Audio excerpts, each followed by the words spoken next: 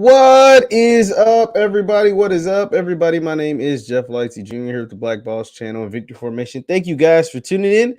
Come on into the room. Come on into the room. Come in and leave what city, who you are, what city you're from, what team you rep, what city you're from, what team you rep. Come on into the room. Hit the like button, share the broadcast. We're going to have a good time tonight because I posted a video earlier and it got a lot of feedback, a lot of stuff. And I went ahead, I only posted a snippet, but I went ahead and watched the full video for 100% context. So sit back, relax, buckle up your seatbelts. We're going to talk about it right after the bumper. Stay tuned.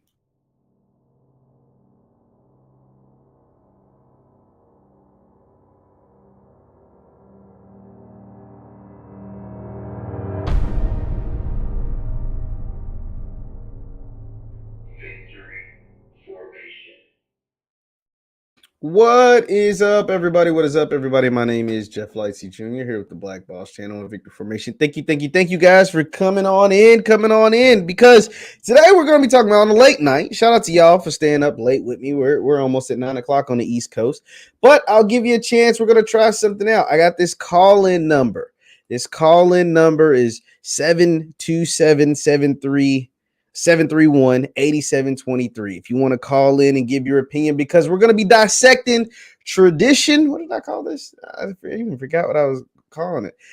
Tradition versus winning in HBCU sports. Tradition versus winning. And the reason why I say that is because tradition is something that's brought up a whole lot when you talk about what's taking place with Jackson State and what they're doing. A shout out to Albany State in the building. Shout out to Reginald, Albany State. And the reason why I say this is because earlier today I posted a clip from a podcast called the UNCORK'D Podcast. And shout out to the UNCORK'D Podcast because, you know, it's their thing and I don't want to throw any shots. But they posted a clip that went viral on TikTok. And the clip that they posted that went viral on TikTok spoke about Deion Sanders. And I think that all the guys are JSU alums or they have ties to JSU. And it was 4 guys, but it was one guy on there. His name was James, and he just went in on Coach Prime.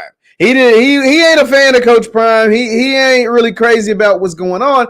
And most of it is because Coach Prime is coming in, bringing in new things that aren't what he considers quote unquote traditional. And that's when he had that little funny comment about how he thinks, shout out to y'all, man. Cali in the building, JSU from Cali is in the building. Shout out to you guys, man. Drusilla always showing good love and support.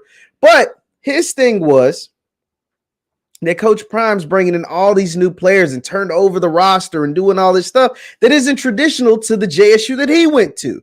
And he didn't like that Coach Prime has celebrities on the sideline because he feels like they're fair weather fans and they're only fans. They're not fans because they truly love Jackson State. They're fans because of who Jackson State head coach is.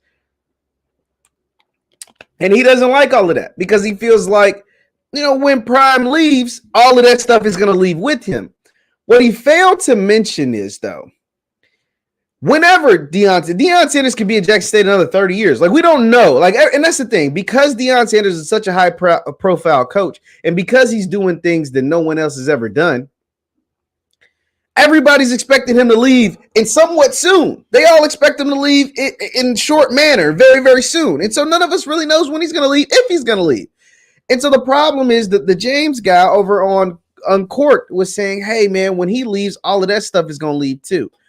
The thing that he failed to mention, though, is that whenever Prime decides to hang it up and decides to leave Jackson State, whenever that time may be, he's leaving a better job than what he got. He's leaving there with new facilities, new football fields, new jerseys. He's not packing that stuff up with him and taking them wherever he goes. He's leaving the job better than he found it. And so, therefore, some of the institutions that have been built by Deion Sanders will stay there way past Deion Sanders. These things, he can't pack up the Walter Payton Center and take it with him. He can't pack up all the jerseys, all the helmet combinations, all the stuff. He can't take that stuff with him. It stays with you. And so, therefore, whoever your next coach is, and whenever that may be, is walking into a situation that's light years ahead of the job that Deion Sanders took. And so therefore your chances of landing another high profile coach. Now you can't land another Deion Sanders. He's one of one. He's the only one. But the chances of you landing another high profile coach are skyrocketed because those potential high profile coaches know what can be done after watching Deion Sanders. And they're not walking in to a team with a football field that has potholes. They're not walking in to a team with a football field that if it rains, you can't practice there. They're not walking into a team with a football field and a football team who doesn't have names on the back of their jerseys or doesn't have multiple jersey combinations or that don't have X, Y, and Z. Like you're walking into a better situation. You're walking into a better situation. And so it goes to the whole winning versus tradition. Another thing that the man on the UNCORK'D Podcast, Mr. James, he didn't like was the fact that there's only, what he said, now I didn't fact check it, but he's saying there's only 10 players from the state of Mississippi that are on the roster. 10 players from the state of Mississippi that are on the roster. And he's saying at other big-time college football programs, you're going to find way more than 10 players from that state on the roster. Here's a couple of things. One, the state of Mississippi is full of talent. I'm not going to act like it. There's a ton of talent in Mississippi, a ton of talent in Alabama, a ton of talent in Georgia and Florida are just ridiculous. Louisiana, per capita, Louisiana actually is like top 3 when it comes to producing NFL players, meaning the density of the population. Not many people in the state of Louisiana, but the percentages are skyrocket, super high when it comes to sending guys to D1 and then onto the NFL. So Louisiana's like one of the top 3 in the entire country, right up there with like Florida and Georgia, but Louisiana's right up there. But here's the thing. When you coach in Mississippi, you're going to have to go get players from outside the state if you want to compete at the highest level that you can possibly compete at. Now, if you want to just be the best in the state, if you want to beat Southern Miss and you want to beat Tougaloo College or whatever, then yeah, you can have a roster full of Mississippians. And this is no disrespect to Mississippi. I'm from the state of Kentucky.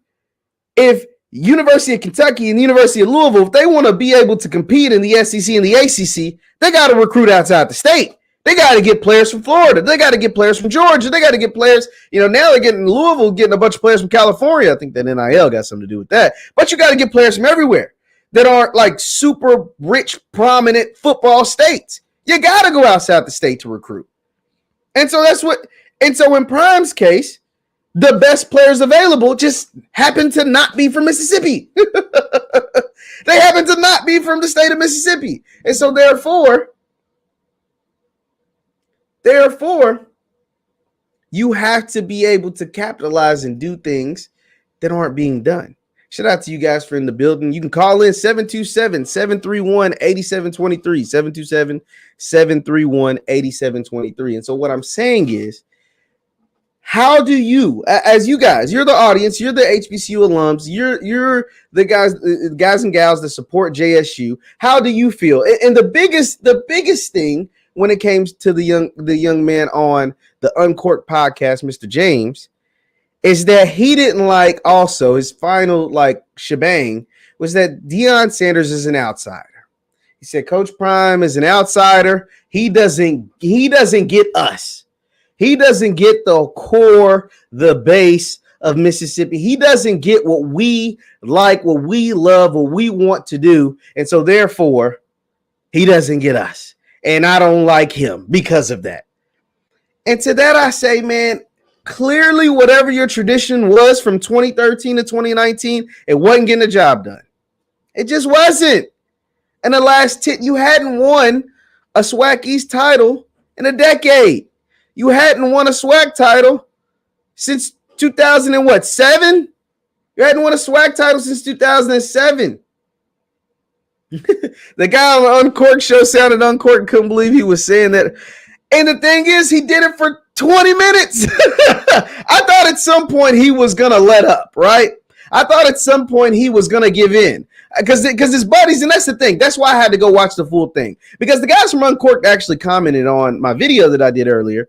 And they were like, you got to watch the full thing for context. And I was like, okay, I'm going to take you up on that offer. And I went and watched the full thing. And in the video in its entirety, he was the only one sounding deranged. I thought it was I was like, yo, I thought they were all on that. But even in the short clip that I showed, you see the guy in the background shaking his head like, no. And I didn't mention that earlier. But he was like, no. And then in the video, it backed up the fact that he was like, no, that ain't, no, dog. And it sounds like all the men were from Mississippi. Sounds like all of them might even went to Jackson State. Was a guy off camera who was talking a lot there, and then there were the 4 men during the podcast. And the one young man, like I said, his name was James. He just seemed to like not be feeling Coach Prime's speed, and that's the thing. Deion Sanders is a eccentric personality. Like he isn't someone. He's someone, and he's going to light up the room as soon as he walks in. And that's the thing. When he says a lot of this tradition talk, when he says he don't care about the tradition, that's the thing James said. He's talking about guys like James. When Prime's talking about, man, this tradition talk that y'all be saying, that ain't it. He's talking about the Jameses of the world. Because the thing is, you know, even when I hear him say, I ain't really with all the tradition stuff, even I kind of cringe a little bit. I'd be like, dang, like I seem a little harsh, you know, to just say you don't care about the tradition. But at the end of the day, it's not his job to care about the tradition. His job is to go out there and win football games. And then taking it a step further, to him, his job also includes making his young men professionals. Not just all going to the NFL. He wants to put as many guys in the NFL as possible as well, but to make guys professionals at life, professional men, to really want to go out and do something and strive for something. That's a part of his job. His job ain't supposed to be making 50% of the roster from the state of Mississippi. That ain't his job. That ain't in his requirement. His job is to go out there and win football games. And if the players from outside of your state help you win football games the most, then guess what? You're doing your job right. Because even in any college, in any school, there's players from outside their state. And a lot of times at some of those colleges, their best players are from outside of their state. Let's use the number 1 team in the country, or the team that always goes to the championship, Alabama. Their 2 best players, Bryce Young and Will Anderson. Bryce Young's from California. Will Anderson is from Georgia. They're not from Alabama. Ohio State. Their best player is C.J. Stroud. He's from California. He's not from Ohio. Their second best, or one of the other best, the running back, Travion Henderson, he's from like Pennsylvania or something. Like he's not from Ohio. JT Tuimoloau, their highest ranked recruit, he's from Washington. Marvin Harrison Jr. is from Pennsylvania. You get what I'm saying? Like your best players don't have to come from your state. 50% of your roster don't have to come from the state. That was the craziest argument I ever heard in my life. That didn't make any sense. Your job is to go out there and win football games. Let me read some of your comments. I think we need to focus more on JSU competition, not Prime leaving. Why is okay? So let's talk about the competition thing. And I'm glad you brought this up. Shout out to LOL. Because I do think too many people focus too much on the fact that they think he's leaving whenever, whatever. You know what I'm saying? Like I think too much of the conversation is centered around him leaving. Now, about the competition thing, a lot of people, there's one guy, I can't even think of his name right now. There's a guy that's always in my comments talking about Jackson State's competition is weak. They play the weakest schedule in the SWAC. They don't play anybody. They don't do this. They don't do that. Blah, blah, blah, blah, blah, blah, blah, blah, blah. And they don't play Power 5 schools. They don't play, a high-level FCS schools. I think I've talked about this before.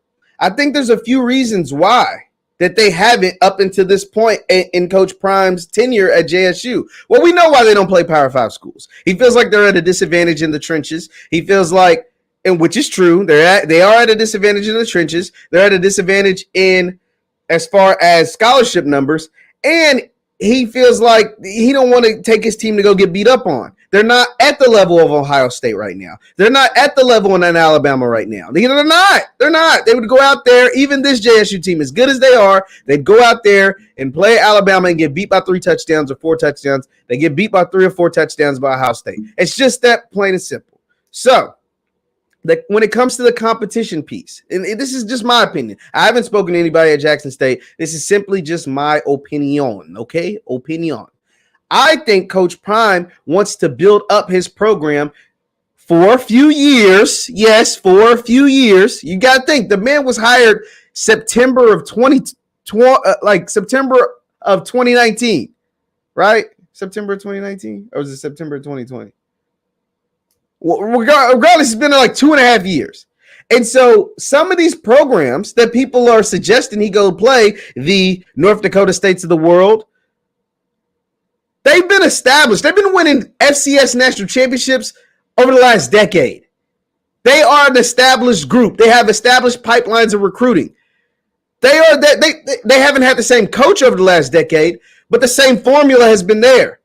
They put guys in the top half of the first round. Like, allow him to get a chance to get to that point. I think in 2 years or 3 years, you'll see JSU play some of the high-level FCS teams. I do believe that. I think you'll see it. I think you will. But why rush it? You're not hurting for money. I mean, you're doing better than most when it comes to money because your coach has the innate ability to market not just himself, but his players and his team. You're getting more TV games. Your conference.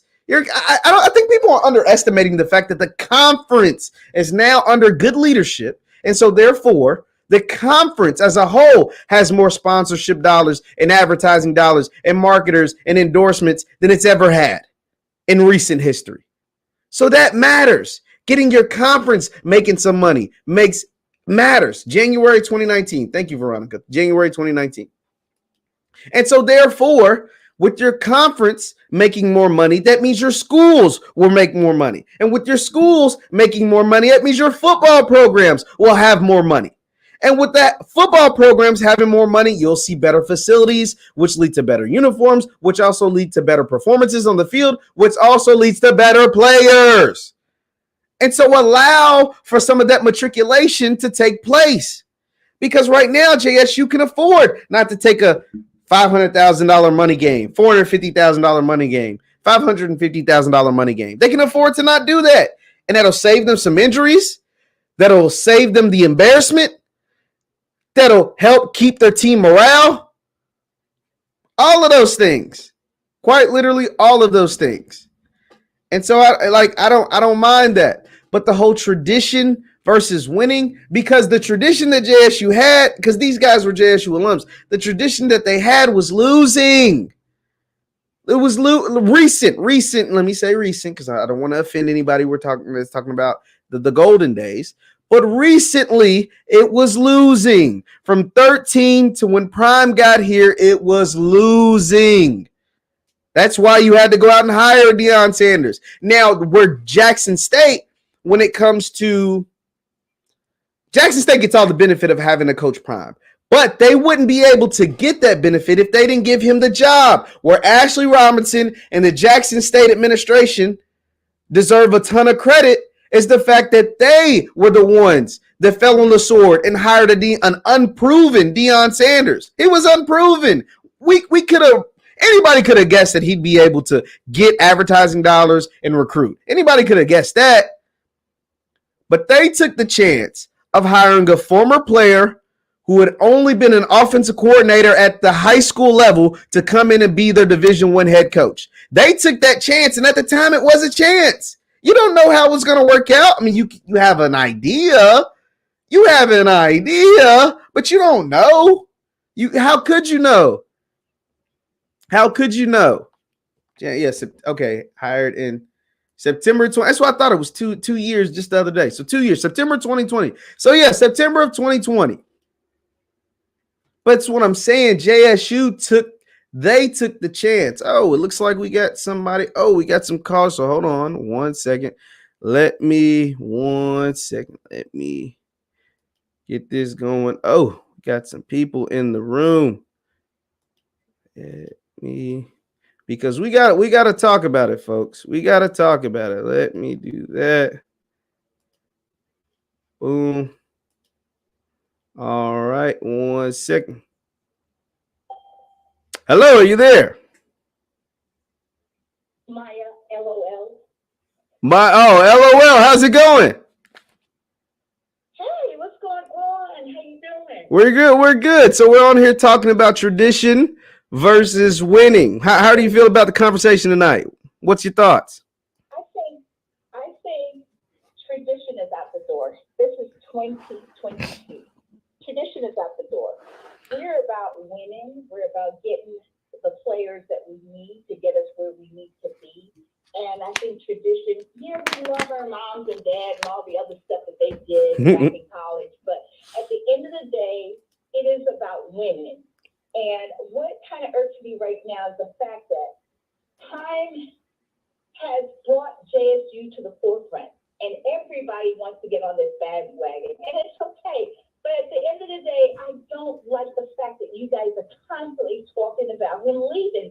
Like, I know he has to go one of these days. Mm-hmm. But Prime is not about the money. It's not about the money for Prime. Mm-hmm. It's never been about the money. Can't be. It's about bringing that kind of play or what he's learned in his past to black youth, black players, and to give back something. And I think this hatred that a lot of people have when people try to make it is like a crab in the barrel. And I know I'm probably reaching out further, but at the end of the day, it's like people are coming at him now because he is so successful now. I mean, he's been successful, but now that he's successful, you see all these other people coming in and saying all kind of stuff. And it kind of just makes me upset when people talk about him. Oh, we know Prime is going to leave. There was a guy on TikTok. I don't know if you saw the video. Yeah. Have you saw the video? Which one? Calling him a coon.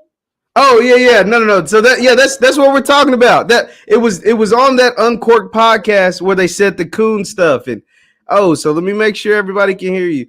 Yeah, they said the coon stuff. Let me hold on. Trying to make sure everybody can hear.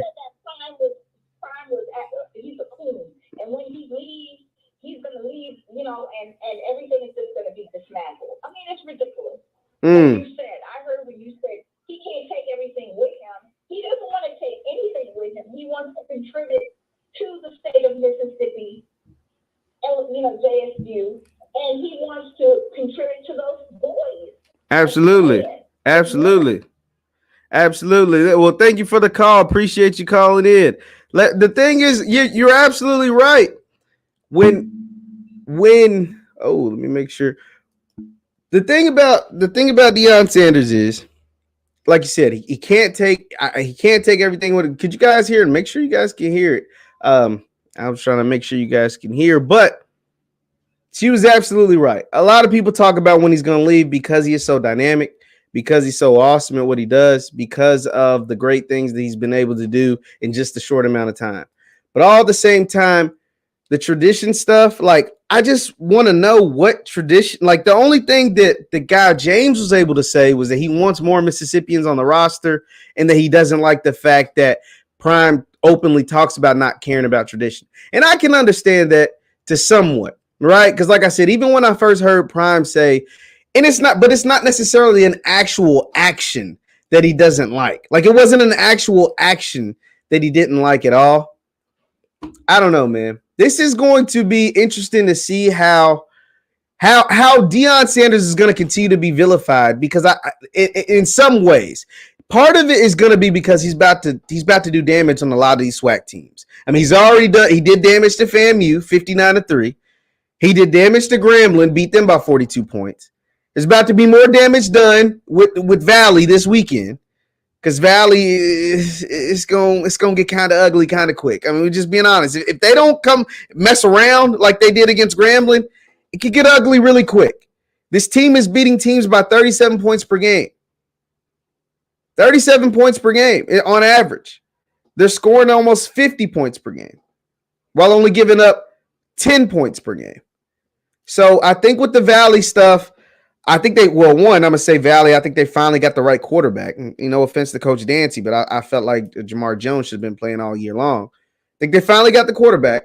And I also think that SWAC teams and different people and different they're going to find a way to try to vilify Deion Sanders because of what he's about to do to the rest of the teams on the schedule. That's just my thoughts. But shout out to you guys, man. Shout out to the first ever caller. We'll do more call-in shows. We had our first caller ever. Got to make sure all the technical stuff is going good. Make sure all the technical stuff is going good moving forward. Thank you all for tuning in on the late night. Once again, my name is Jeff Lightsy Jr. with the Black Boss Channel and Victor Formation. You can hit that thumbs up button on your way out. Shout out to you guys for tuning in on the late night, and I will see you next time. Peace.